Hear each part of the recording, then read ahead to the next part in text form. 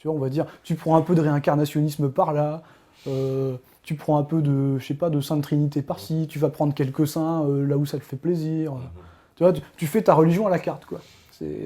Ouais, si t'aimes bien le zen, allez, tu rajoutes un peu de yoga dans le truc, tu vois, t'as l'impression de faire un peu d'hindouisme en même temps, de mélange entre l'hindouisme et le bouddhisme. Tu peux rajouter un peu de confucianisme, c'est sympa le confucianisme, tu vois. Et aujourd'hui, avec la mode, notamment depuis le 19e siècle, de partir en Inde, soit l'Asie, la Chine aussi a beaucoup fasciné. Oui, bien sûr. Oui. L'Inde surtout. L'orientalisme. Mais oui. Et donc on peut, bon, du coup, créer une religion universelle comme ça, c'est un peu leur rêve, effectivement. Mais pour ça, ils ont encore du boulot. Parce que s'il y a un truc pour lequel les gens sont prêts à se battre, des fois, enfin souvent même à tort, c'est leur religion, quoi. Moi, je fais pas de prosélytisme. C'est-à-dire ça a été conquérant, les religions. Moi, je pense que le monothéisme, par exemple, en tout cas l'islam et le christianisme, l'islamisme, comme on disait à l'époque, dans les textes, on parle les Mahométans, on parle de l'islamisme. À l'époque où il n'y avait pas des terroristes kamikazes comme ça, on n'avait pas peur de parler d'islamisme. Maintenant, on parle d'islam parce que l'islamisme, ça fait terroriste. Oui. Ou ça fait intégriste et ça fait mec dangereux. Ce qui est en plus un mot galvaudé, puisque... Mais à l'époque, on n'avait pas peur. Enfin, la question se posait pas. C'était l'islamisme. Donc pour moi, ces deux religions-là sont intrinsèquement mondialistes. Alors si je dis ça, je vais faire hurler autant les musulmans que les catholiques, que les chrétiens. Tu te veux faire beaucoup d'habits, vas-y. Mais oui, mais il faut le dire. Il faut le dire. Mais en quoi elles sont mondialistes, vas-y. Bah déjà, il y a le côté prosélyte. Ah oui, d'accord. Ouais. Que si tu vas faire une croisade, ou si simplement tu parles à ton voisin, qui en a rien à foutre, tu lui dis pourquoi il faut qu'il se convertisse, et pourquoi. Alors généralement, ils ont un point de vue compatissant. Dire, le pauvre, il connaît pas Dieu, il doit être malheureux, je vais l'aider. Ouais. C'est presque méprisant, ça, pour le gars. Ouais. Bon. Et ça, c'est un discours qui m'a souvent choqué. Ouais. C'est un discours qu'on entend souvent. Et que les athées se prennent dans la gueule de plein fouet, quoi. Moi, je suis croyant. Mais pas prosélyte, quoi. Mais je me mets à la place d'un athée, j'entends ce discours-là, mais le mec, je lui claque la porte au nez direct, je veux plus l'entendre, tu vois. Ça m'agresse. Tu vois ce que je veux dire ? Donc, du prosélytisme. Mais ce qui se comprend, hein, s'il n'y a plus d'adeptes, ça meurt. Hein, donc il faut toujours que ça subsiste. Hein. Et là, je parle des gens, je parle même pas de l'Église. Hein. Et, tu vois, il suffit que tu aies des gens individuellement qui vont faire les tournées. Tu vois, les témoins de Jéhovah, ils font pareil. Bien sûr, mais ce discours-là, c'est un discours qu'on entend souvent. Les évangélistes sont pareils. Hein. Aujourd'hui, tu vas dans n'importe quel pays d'Extrême-Orient, tu as des communautés évangélistes très puissantes. Et elles sont implantées, financées. Bien sûr, donc on peut pas nier. Puis en plus, si on prend l'islam, dans le cas de c'est la Oumma. Ouais. La Oumma, c'est la communauté des croyants, on ne reconnaît pas les nations. C'est supranational, l'islam. T'es musulman ou tu l'es pas. Ou sinon, t'es un mécréant. Oui, c'est supranational. Je veux dire, ils s'en foutent des pays, les mecs. Ils ont créé un État islamique, là, récemment. Bon, ça fait un peu folklorique, mais enfin... les mecs, ils ont un État, ils sont contents, c'est pour singer les Juifs, à mon avis, qui voulaient leur État, les musulmans ont leur État. Je doute sur l'origine vraiment musulmane de ces gens, leur revendication. C'est encore un autre débat. Bien sûr, c'est souvent. Mais tu vois ce que je veux dire, c'est dans l'idée, même si l'idée était sincère, était pas hypocrite, ni rien, ça reste une fin mondialiste. Il y a un côté supranational dans l'islam, c'est vrai, puisque même dans la conquête musulmane, elle va conquérir tout un tas de civilisations très différentes. Le but, c'est que tu te convertisses. Sous la coupole de l'islam. Parce que tu connais pas Allah, donc t'es dans l'erreur. Et les catholiques disent pareil, tu es dans l'erreur. Moi, j'ai des mecs, ils ont réussi à me sortir. Un mec, je ne donnerai pas son nom, il a lu le bouquin en une nuit, ça m'a un peu étonné, mais enfin, il a réussi à le lire en une nuit. Il m'a dit, mais c'est nul, à aucun moment tu dis que le Christ roi est le sauveur, je sais plus ce qu'il disait. Qu'est-ce que t'as fait? C'est pas mon sujet, moi je fais pas de théologie, j'ai pas à expliquer ça aux gens, je vais l'air de quoi moi si je dis ça? C'est n'importe quoi. Et il faut pas s'étonner qu'après, tu vas voir les gens, même tu fais de la politique, tu vas voir les gens, mais ils te claquent la porte au nez tout de suite. Hein. Et qu'est-ce que c'est que ce fou furieux? Tu vois, donc, le mondialisme progresse comment? Le mondialisme, il progresse, à mon avis, essentiellement par la culture. Mais après, il faut quand même des bases juridiques, étatiques, concrètes, quoi. Et donc ça, Pierre Hyard le détaille bien, il faut une citoyenneté, généralement une monnaie, ça permet vraiment de fusionner par la force. Tu mets une monnaie quelque part, tu mets des institutions, là il faut savoir, ils ont des parlements à peu près partout maintenant, des parlements transnationaux. Oui, Ça se prépare. Alors, ou continentaux ou transnationaux. J'ai appris qu'il y avait déjà une représentation de l'Union européenne auprès de la Chambre des représentants américains et qu'ils œuvraient à l'élaboration d'une chambre transatlantique. Mais ça existe sur des continents, par exemple le continent sud-américain, ils ont la plupart des pays de l'UNASUR et l'ancien Mercosur ont leur parlement. Ouais. Je sais pas comment ils font, combien de députés ils envoient, si c'est proportionnel à la démographie du pays ou pas, ou je sais pas comment ils font, mais enfin, au niveau technique, mais ça existe. Et ça existe aussi, je crois, pour l'Union africaine, en Afrique. Oui, l'UA, ouais. Alors, tous les pays n'y sont pas, il n'y en a pas tant que ça, finalement. Mais c'est ce que voulait faire Kadhafi aussi, lui aussi. Oui, Kadhafi, un grand projet. Voulait faire ça. C'est ce qu'a fait Poutine, dans une certaine mesure, avec, je ne sais plus le nom... Ah oui, son projet Eurasie avec le Kazakhstan. Avec la communauté... je crois que ça s'appelait la CEU, je ne sais plus... Non, oui, CEU, voilà. Non, CEU, c'était la communauté des indépendants, mais... C'était un nom qui ressemblait à ça. Ça ressemble. Ah, c'est dans le bouquin, je me rappelle plus de l'acronyme. Ça ressemble, il y a à peu près, il fait une zone de libre-échange supranationale. C'est ça. Mot d'ailleurs qui fait tilter aussi. Pour la Russie, à la limite, ça se comprend. C'est l'ancien empire soviétique, s'ils reprennent les satellites un peu, surtout les déçus du libéralisme, ils peuvent retourner dans le giron russe. Ils sont russophones, certains, c'est pas déconnant. Oui. Bon, il y a un problème avec l'Ukraine actuellement, mais il y a toujours une partie qui parle ukrainien, l'autre russophone. Il y a toujours une partie russophone dans le tas. C'est pas déconnant qu'un pays aussi grand, qu'un continent quasiment, fasse ça. Ouais. Mais c'est pas pour ça que nous, nos petits États-nations de 65 millions de personnes, doivent l'accepter. Il faut voir l'échelle, quoi. C'est comme les États-Unis. Ils n'ont pas d'histoire, les États-Unis. Nous, on a 36 000 communes. Eux, ils ont une grosse ville, 100 km de désert, une grosse ville.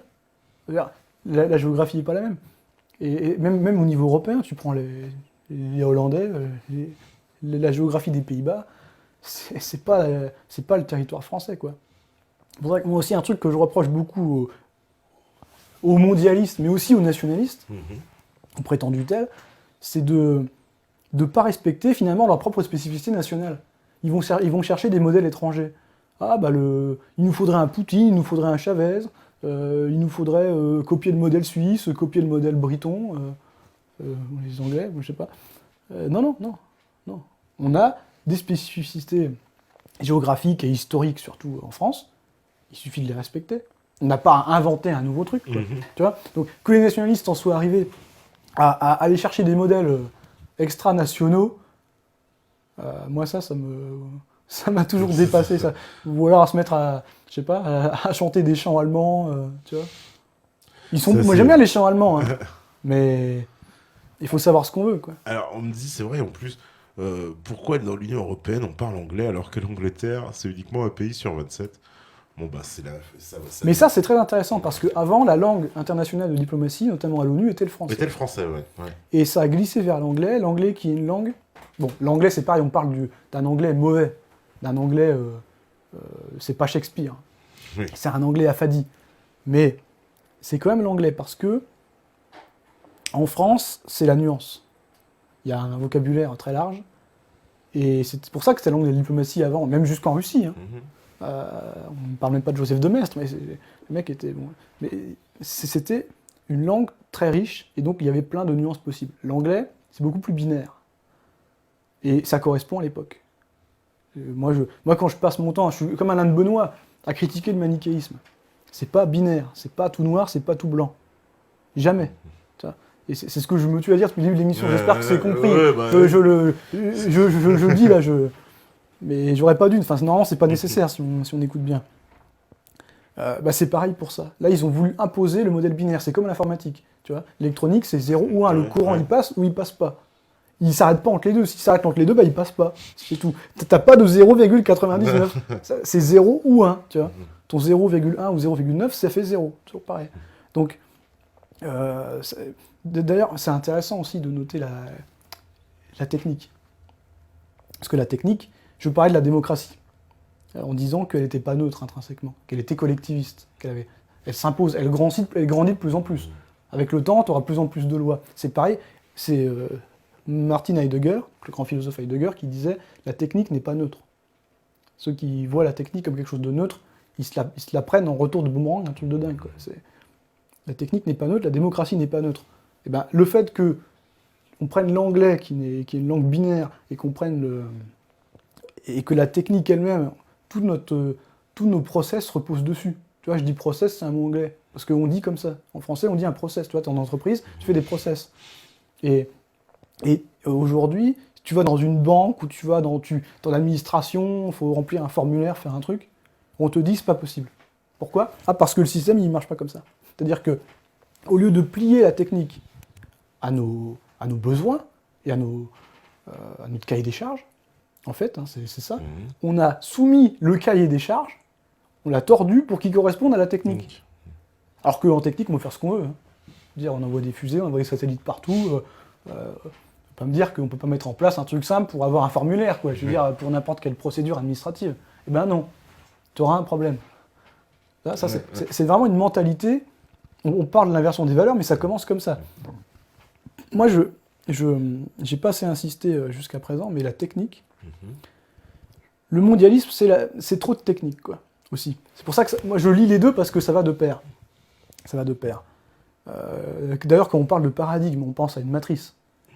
C'est un mot qui revient, tu l'as dit tout à l'heure. Eh ben, la matrice, c'est un mot technique, ça. C'est un mot technologique, la matrice. Tout à fait. Donc, il y a déjà une technologie. C'est-à-dire que la technologie qui supporte la matrice, c'est la matrice.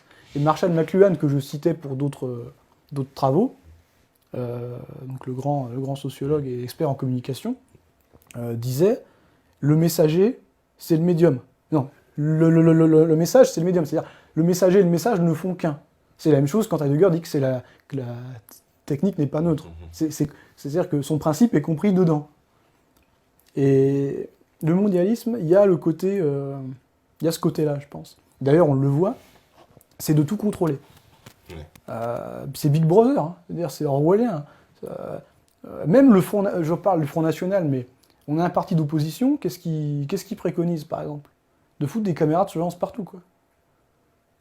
Pour lutter contre l'insécurité. C'est ça la réponse du Front National, c'est-à-dire que vraiment, ils veulent tous nous foutre dans la machine, quoi.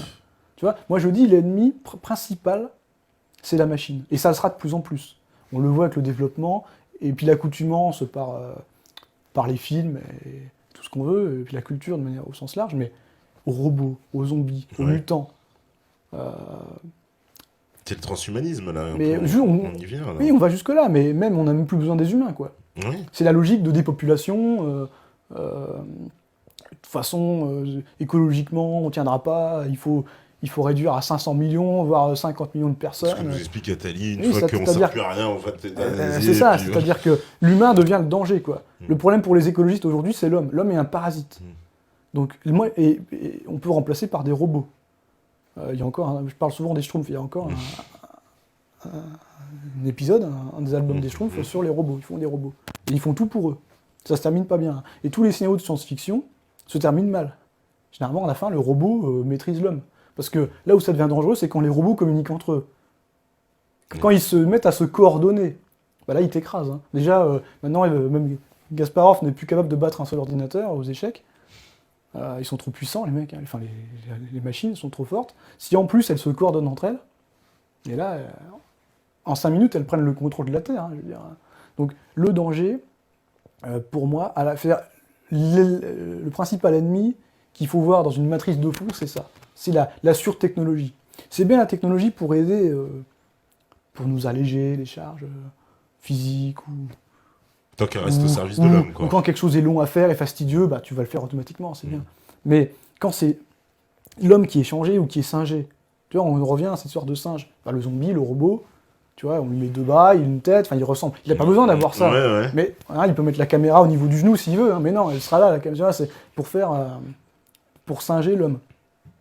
Et ça a été dénoncé très tôt par Bernanos. Bernanos, La France contre les robots, Philippe Muret, même Céline parlait de ça. Heidegger en parle avec le Gestell. Le Gestell, dans la philosophie d'Heidegger, c'est la machine qui devient un monstre incontrôlable et qui bouffe tout. Il y a plein d'exemples comme ça. On me demande, est-ce que tu considères que la Turquie comme un pays européen ? Mais qu'est-ce qu'elle a d'européen, la Turquie ? Non, bien sûr que non. Non. C'est pas une insulte, d'ailleurs. Non. Oui, parce qu'on a le droit de ne pas être européen. Je veux dire, non, mais les Turcs, pour moi, ça l'est moins aujourd'hui, mais c'était une grande puissance, c'était un grand pays. Mais moi, je ne suis pas dans une optique encore une fois, ni d'ingérence, ni d'agressivité à l'égard des autres, et de respect des cultures. mais à condition que ces cultures ne soient pas mélangées, ou les Turcs, de toute façon, quel Turc aujourd'hui dit, évidemment, si c'est pour toucher du pognon, ils vont dire on va aller dans l'Union Européenne, mais autrement, quel intérêt? Et qu'est-ce que c'est là? Je suis même pas sûr que s'ils font un référendum, ils aient les gens avec eux. Hein. Oui. S'ils rentrent, c'est par le haut, c'est pas par le bas. On me dit, vous confondez tout, il y a l'Union Européenne, il y a l'Europe, il y a l'Occident ancien, il y a l'Occident Non, actuel. mais c'est ce que j'ai dit. C'est ce que j'ai dit. C'est-à-dire que je confonds pas. C'est pour ça que moi, je passe mon temps, depuis tout à l'heure, à dire que je suis européen. C'est bien pour ne pas avoir à dire... c'est bien parce que je fais pas l'amalgame entre européistes et européens. Parce que sinon, dès que tu parles... Moi, ça m'est arrivé souvent, dès que tu dis « je suis européen », je le fais exprès. On te dit « ah, mais alors t'es européiste, Ouais, t'es plus ou moins pour une intégration européenne. » Mais tu vois, là encore, c'est un truc binaire. Non, on peut être européen sans vouloir que toute l'Europe, tous les pays en Europe et tous les citoyens européens fassent la même chose, parlent la même langue. De toute façon, ça sera pas le cas, bouffent la même chose. Moi, je veux pas bouffer comme les Anglais, je le dis tout de suite. Hein. Moi non plus. Ma gastronomie, elle est française. Qui se gardent leur gastronomie, ça, je suis bien d'accord. Qu'est-ce qu'on me dit encore? Oui, il y a eu des Celtes en Turquie, oui. Bon. Non, mais les gens ont été partout, je veux dire, il faut rester sérieux, évidemment. Qu'est-ce qu'on me dit encore? Alors attends, il faut que j'arrive à remonter. Ce qui m'agace quand on fait partie de l'Europe, alors quand on va chercher des clopes moins chères dans les pays voisins de l'Europe, on n'est pas libre d'en prendre plus d'une cartouche et demie. Oui, bon bah ça... Et ça, c'est des règlements, voilà, bon, les gens... De toute façon, il faut savoir que sur ces produits-là, il y a des taxes. Alors évidemment, ils aiment pas trop que tu... Parce que les sous, ils vont aller pour l'autre État, et l'État d'où tu viens, il aura rien. Ils sont en train de se faire avoir à leurs propres règles, puisque... il semble que même pour les cigarettes, ils vont être obligés de libéraliser, puisque ce serait une entrave. Oui, bah, bien sûr, bien sûr. Il y avait un règlement, je crois qu'il est passé, maintenant, il n'y a plus de limitation quand tu veux acheter des cigarettes. Je ne fume pas, je sais pas, mais n'empêche, mais c'est pas étonnant, et c'est pareil pour le carburant. Oui, parce qu'à cause de cette fameuse règle du libre-échange absolu. Mais attention, le libre-échange, le libre-échange dans une zone, au sens de Ricardo, dans une zone homogène, économiquement et socialement, où les salaires sont à peu près les mêmes, ça peut marcher. Ça peut marcher. Il n'y a pas de problème. C'était le principe du traité de Rome. C'est-à-dire, on se protège à l'extérieur et on enlève les différences. Voilà, les barrières douanières à l'intérieur. Ouais. Mais le problème, c'est que c'est pas ça aujourd'hui. C'est ce que je disais avec les... C'est pour ça que je disais l'Europe, elle est américaine. C'est parce que c'est les États-Unis qui tirent leur épingle du jeu en nous inondant de produits dont on ne veut pas, dont normalement on ne devrait pas vouloir, mais on est obligé de les accepter, sinon on a des amendes. Parce que ça ne respecte pas le droit. Je veux dire, c'est complètement fou. Alors, tout à l'heure, j'ai parlé de la souveraineté qui était en dessous de l'Union européenne, au niveau national, au niveau des autorités indépendantes. Ça peut être aussi des... J'ai pas beaucoup parlé parce que je sais que tout le monde en parle déjà beaucoup, mais des cercles privés, ou des cercles occultes. Bilderberg, CFR, etc. Non, mais le reste, c'est au niveau mondial. Mais le siècle au niveau français, ou d'autres instituts comme ça, bon, il y en a plein. Ou certaines loges particulières. Au niveau local, par exemple sur une ville, ou dans une chambre de commerce et d'industrie de telle ville, ou au niveau municipal, tu vas retrouver les mêmes. Là, c'est un truc local, c'est pas des mecs qui ont des ramifications avec la loge écossaise de l'Angleterre ou je ne sais quoi. C'est un truc purement local. Mais tu as aussi tout ce qui est au-dessus. Donc au-dessus, c'est des accords internationaux qui peuvent vite devenir là aussi mondialistes. On peut penser à... Moi, je pense beaucoup à l'OCDE, à l'UNESCO. L'UNESCO qui est sous l'ONU, en fait, qui appartient à l'ONU. Oui, c'est une agence de l'ONU. Donc l'ONU au sens large, on peut dire. Il y avait le FMI qu'on peut mettre de côté. Bon, l'OMC qui dépasse le cadre européen. On parlait, avant, c'était le GATT. Je crois que c'est devenu l'OMC en 1994. Entre les deux, ils ont essayé de faire l'AMI, qui revient en fait plus ou moins sous la forme du TTIP. C'est-à-dire que le marché transatlantique, je crois que c'est assez semblable à ce qui était proposé par l'AMI, à l'époque, AMI, qui était un traité qui n'a pas marché en fait, parce qu'il était dévoilé trop vite. Il était tellement grave que les politiciens l'ont remis sous le tapis tout de suite en disant on commence déjà à en parler, c'est foutu. C'était trop flag. Mais c'était un truc très dangereux. Et la plupart de ces propositions de l'époque, bon, évidemment là c'est amplifié, mais reviennent sous cette forme-là. Entre autres, c'est un petit pourcentage. Voilà. Qu'est-ce qu'on me dit encore Est-ce que Jean-Yves a vu la série Animatrice? Parce que justement, en tant que robot singe d'homme, c'est ce qu'ils nous respectent. Et justement, dans un des épisodes de Animatrix, à la fin, les robots s'incarnent en insectes car ils méprisent l'homme. Oui, mais non, je regarde très peu, mais la télévision, je connais pas. Je connaissais deux noms. J'ai jamais regardé. Je crois qu'on me l'a déjà conseillé. Mais bon, j'ai pas le temps de faire ça. Oui, mais on en trouvera plein des trucs comme ça, c'est sûr. Après, au niveau culturel, c'est dire la propagande est telle que chacun aura sa référence, aura son. Ou même les livres de science-fiction. Hein. Quand on parle de Matrice, on pense au film Matrix de 99. Mais en fait, la Matrice, on la retrouve dans des romans, dans les romans de Philip K. Dick. Philip K. Dick, donc un grand écrivain de science-fiction de, je sais plus quelle année c'est, 64 je crois, Ubik, et dans le roman de William Gibson, le Neuromancien, qui est de 84 je crois. D'accord. On retrouve déjà la Matrice. Et après les frères machin là qui ont fait Matrix. Mais leur film. Donc chacun, et puis si on parle, moi évidemment je ne peux qu'encourager à chaque fois, mais je crois que le docteur Hillard le fait mieux que moi, parce qu'il est plus écouté que moi, à lire les écrivains britanniques qui ont soit dénoncé, soit comme Orwell, soit relayé comme Wells. Ouais, George Wells, ouais, mais qui a fait des trucs. Moi j'adore Wells. Hein. Donc c'est Orwell, Huxley et Wells. Donc c'est 84. Plus tous les autres écrits, parce que Orwell, il n'y a pas que des romans. Orwell, il a beaucoup écrit des essais sur la manipulation, sur toutes ces choses-là, la communication qu'il faut lire. Huxley, pour Le meilleur des mondes. Et puis Wells. Wells, moi j'ai adoré l'île du docteur Moreau, où il fait des hybrides avec des animaux, enfin, c'est marrant. Mais le pire, je pense, traduit en français, c'est la machine à voyager dans le temps. Je sais pas si tu l'as lu. Non, je me souviens. Mais... Où il explique, en fait c'est un roman, mais c'est quasiment c'est un développement philosophique, c'est une description d'une société, ils voyagent dans le temps, du futur. Et en gros, les mecs sont à l'état de larves, au niveau physique, ils sont plus que des purs esprits, quelque part. Et tous indifférenciés, du coup. Et c'est nous, quoi, c'est le futur. Le futur tel que lui le voyait, mais avec espérance. Parce que là, c'est extatique, quoi. C'est le bonheur suprême.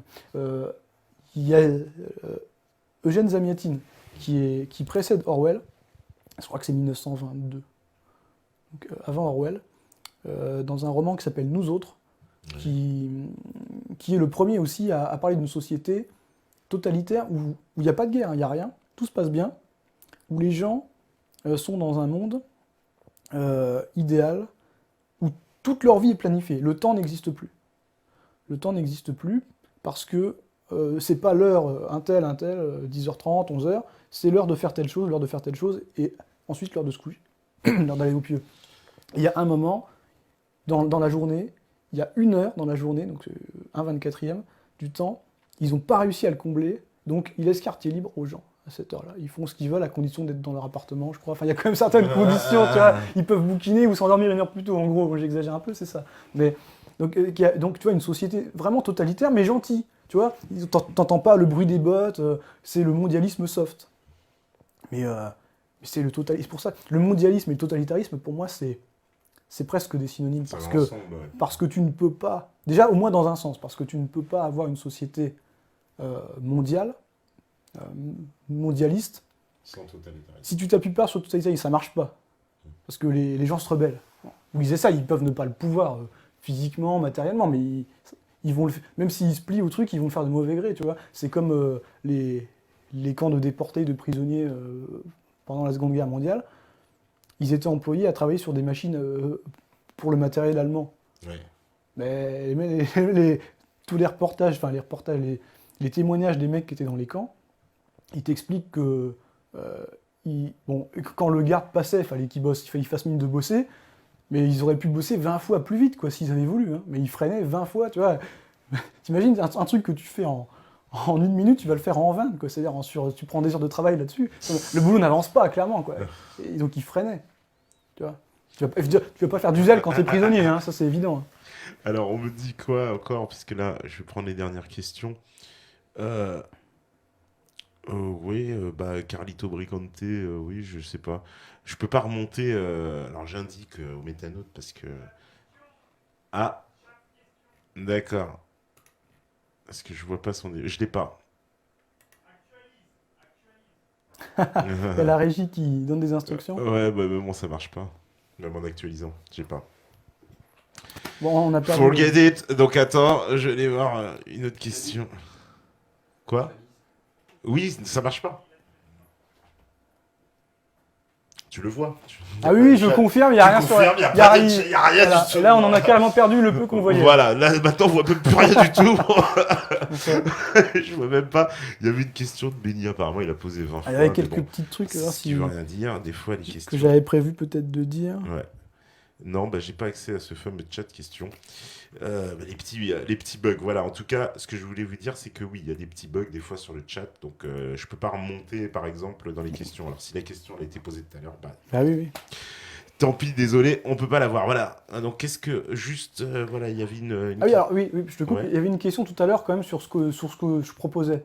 Ouais. J'ai pas répondu, mais moi je propose déjà de se réveiller, de réveiller les gens. Moi je disais les 3 maîtres mots à la fin de Résistance et Tradition, donc le deuxième bouquin, c'était s'informer, informer et assumer. Donc j'explique vite fait, s'informer, bon, c'est la base, mais s'informer intelligemment, c'est-à-dire ne pas tout puiser à une seule source. Parce qu'on peut tourner en rond, hein. Et plus tu lis des trucs qui vont dans le même sens, plus tu es d'accord avec toi-même, et plus tu sectarises. Donc faut ouvrir, hein, il faut pas avoir une seule source, ou bien des sources trop concordantes. Ouais. Parce que tu as plein de militants, ils sont monomaniaques après. Alors ça peut être sur tel ou tel sujet, mais peu importe, une fois que tu es monomaniaque, t'en sors plus. C'est compliqué. Donc le plus large possible. Et surtout, qu'est-ce que ça veut dire intelligence? L'intelligence, les Anglais, l'intelligence, le mot intelligence, ça veut dire information. Tu vois? Oui. C'est la CIA, par exemple. Central Intelligence Agency. Donc l'information, c'est l'intelligence. En fait, ça veut dire... Pourquoi c'est ça? Parce que c'est pas tellement l'information brute. Hein, le FBI, la CIA, les services comme ça, ils recueillent avant de l'information, ils ont du matériel. Et après, il faut faire des liens entre ces informations. Donc le but du cerveau humain, normalement, c'est quand tu es intelligent, le mec le plus intelligent, qui est plus intelligent qu'un autre, en tout cas, il va faire plus de liens à partir des mêmes informations de base qu'un autre. Et plus tu es intelligent, plus tu arrives à faire de liens. Il ne faut pas voir des liens là où il n'y en a pas. Il y a beaucoup, c'est pour ça que le complotisme, souvent, il n'y en a pas besoin. Parce que les choses sont telles qu'il y a du mimétisme, il y a plein d'explications qui font que de toute façon, une fois que le mouvement est initié, il est automatique, quoi. Ça ne s'arrête plus, tu vois, c'est le mouvement perpétuel. Si tu fais rien, tu n'as plus besoin de rien faire. Donc il n'y a plus de complot derrière. Une fois que c'est initié, ça part. Donc faut pas forcer les choses, c'est souvent pas la peine. Donc bon, l'intelligence, donc faire des liens entre les informations, donc s'informer intelligemment. Ensuite, informer les autres, parce que si tu gardes l'information pour toi, ça sert à rien.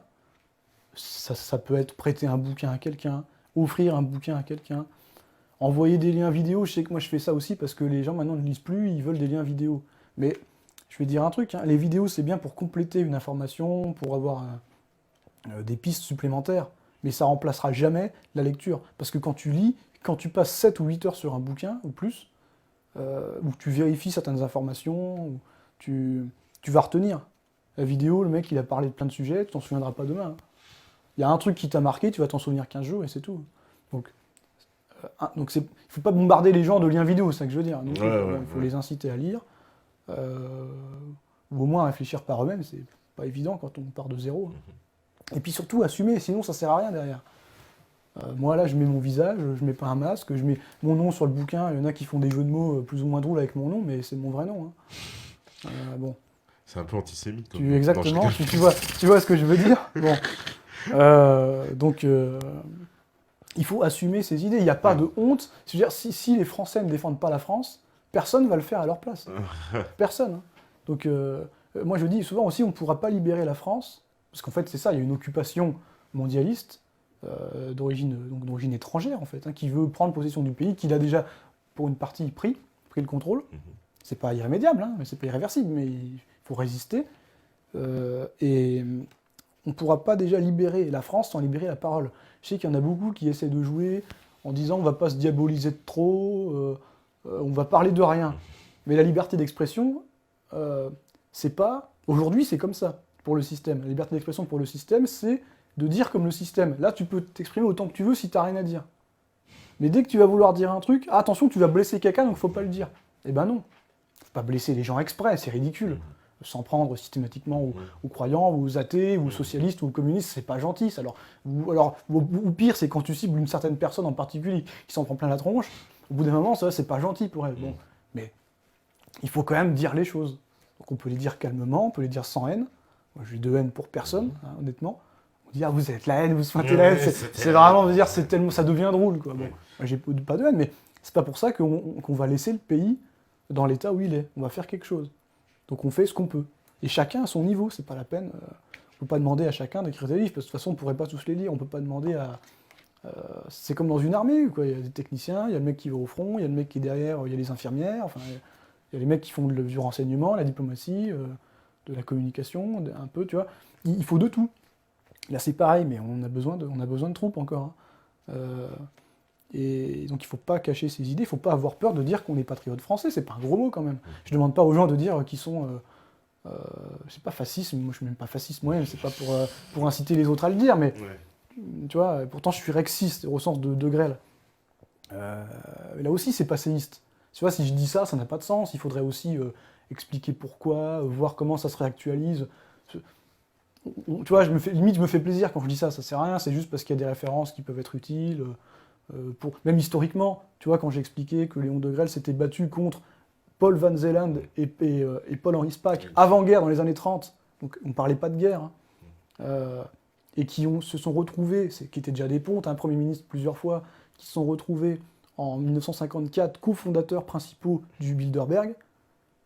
Tu vois, c'est pas une coïncidence, et on voit que de Grelle était déjà dans le bon, donc c'est aussi pour ça que je parle de ça. Sinon de Grelle n'aurait presque pas d'intérêt.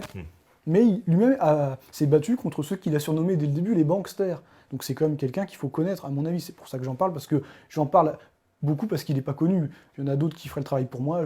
C'est pas une obsession, c'est ça que je veux dire. Donc de manière générale, il faut essayer de diversifier, mais d'assumer quand même, en disant non, on défendra la France, on défendra les valeurs françaises, la liberté des gens. On se bat, c'est avant tout, c'est pas simplement pour une idée. Il y a une idée, évidemment, presque une métaphysique de la France, mais c'est aussi charnel. C'est quand on voit le paysage français. Quand je parlais des machines, de l'invasion des machines, mais c'est aussi une invasion... il y a une pollution terrible, une pollution auditive, une pollution visuelle. Vous voyez des pancartes, des publicités dans tous les sens. Même pas il y en a un qui parle de pornographie, mais même sans ça, mais des affichages partout, on ne voit plus rien, les autoroutes... qui ont coupé la France, on peut pas voir. Maintenant, même si on monte partout dans une montagne, dans les Vosges ou quoi, tu vas finir par... Tu vois comme un bout d'autoroute, t'entends les voitures qui passent. Bon, c'est bien d'avoir des axes routiers, mais enfin... on va pas raser le pays, on va pas foutre du bitume partout, quoi. Je veux dire, on est content de se déplacer vite. Bah écoute, merci beaucoup. Alors je regarde. Oui, il y a un pavé là. Oula, oui, c'est un grand pavé. Les dangers de la nucléarisation de l'Iran, c'est le thème du discours que doit prononcer Benjamin Netanyahou. Là. Je vois pas le rapport, mais enfin un peu. Moi non plus, mais bon, c'est pas grave. Si, un petit peu peut-être pour nous parler de lobby sioniste. Du lobby sioniste. Voilà. Donc bon, moi je dis je suis français. Hein, Voilà. Je réponds ça aux sionistes ou aux anti-sionistes, je leur dis je suis français. Voilà, nous on a déjà eu des histoires sur ça, en tout cas merci beaucoup Jean-Yves d'être venu, merci à la régie, merci à tous ceux qui sont connectés, le Télico, les Raiko, le Buraliste, ils ont des noms marrants. Oui, Liberty, Yaki, Dasdili, Hemington, Monsieur Beurre de Micelle. Bon voilà, il y a un peu de tout, Xarandre, il y a Benibab, il y a Carlito Brigante, voilà. Donc je rappelle quand même, le livre est fait pour être accessible à tout le monde, c'est-à-dire les gens qui... Normalement moi je l'avais fait pour que les gens qui ne sont pas sensibilisés, parce que là il y en a beaucoup qui parlent tous de sujets, on voit qu'ils connaissent déjà.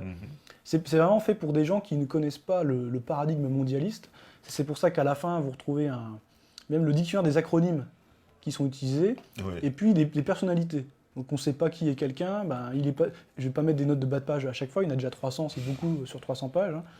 Hein. Donc c'est pour rendre la lecture plus fluide, mais du coup, on voit, des fois il y a une dizaine de lignes, une demi-douzaine de lignes sur chaque personnalité citée, pour savoir d'où est-ce qu'il vient, quels sont ses titres, quels sont les groupes auxquels il appartient, les groupes occultes, pour remettre un peu ou les groupes discrets.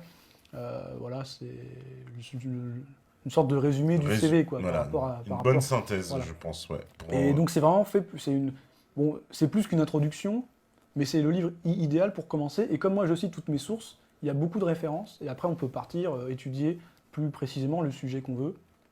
Alors, en sachant que le deuxième bouquin c'est la tradition plutôt, mais c'est pas obligatoire. Moi je suis pas traditionnaliste.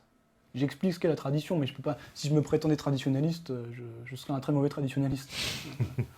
Mais je pense que c'est une grille de lecture importante. Et je rebondis juste une dernière minute pour dire aussi que on m'a souvent dit, par exemple, tu cites Guénon, alors t'es guénonien, mais comme t'es pas vraiment guénonien, tu te sers de Guénon, ou alors tu cites Guénon et donc t'es pas chrétien, ou t'es anti-chrétien, ou tu sais, c'est le gnostique contre le catholicisme.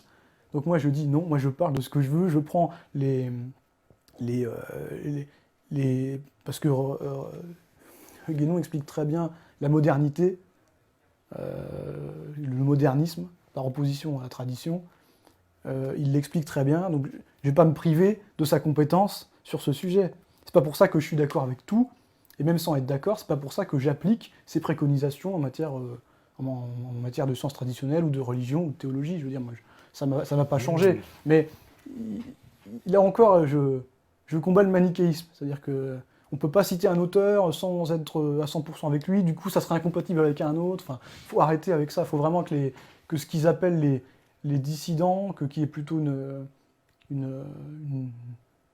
pas une résistance, mais quelques esprits éveillés, soient éveillés au point d'être vraiment au-dessus de la mêlée, quoi.